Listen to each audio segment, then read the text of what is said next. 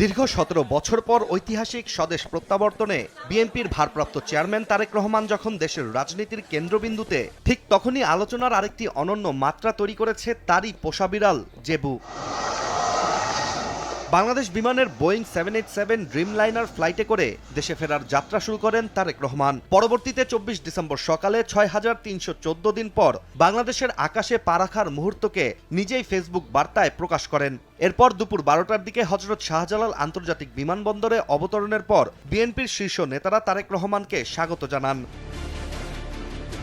পরবর্তীতে খালি পায়ে দেশের মাটি স্পর্শ করে লাল সবুজের বুলেট প্রুফ মিনিবাসে করে পূর্বাচলে ৩০০ ফিট এলাকায় সংবর্ধনা স্থলের পথে যাত্রা শুরু করেন তিনি, যেখানে তার জন্য অপেক্ষায় ছিলেন লাখ লাখ মানুষ।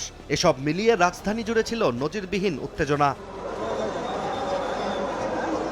তবে তারেক রহমানের দেশে ফেরা নিয়ে রাজনৈতিক উচ্ছ্বাসের মধ্যেই ভিন্ন ধরনের আলোচনা সৃষ্টি করেছে জেবু নামের একটি বিড়াল। চলতি বছরের শুরুতে সামাজিক যোগাযোগ মাধ্যমে যার ছবি ভাইরাল হয়েছিল, ওই ছবিতে তারেক রহমানের মোবাইল ফোনের দিকে গভীর মনোযোগ দিয়ে তাকিয়েছিল তারই পোষা বিড়াল জেবু।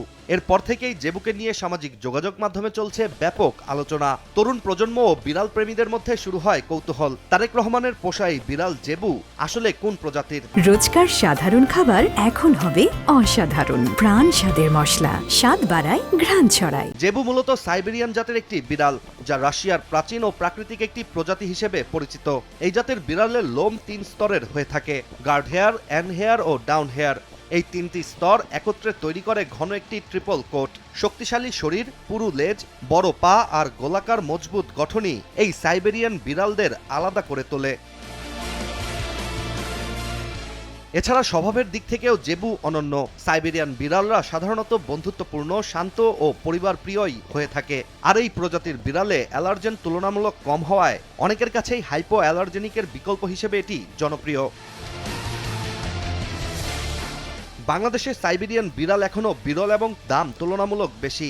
এই প্রজাতির বিড়াল সাধারণত ১.৫ থেকে ৩ লাখ টাকার মধ্যে হয়ে থাকে, যা রং, বয়স, জেনেটিক লাইন, ভ্যাকসিনেশন ও স্বাস্থ্যগত অবস্থার উপর নির্ভর করে। তবে শুধু দাম কিংবা বিদেশি প্রজাতি নয়, জেবু সামাজিক যোগাযোগ মাধ্যমে জনপ্রিয়তা পেয়েছে তারেক রহমানের আদরের পোষা বিড়াল হওয়ার কারণে, যার ফলে দীর্ঘ ১৭ বছর পর বাংলাদেশে ফেরার সময় পরিবারের সাথে পোষা বিড়াল জেবুকেও সাথে নিয়ে এসেছেন বিএনপির ভারপ্রাপ্ত চেয়ারম্যান তারেক রহমান।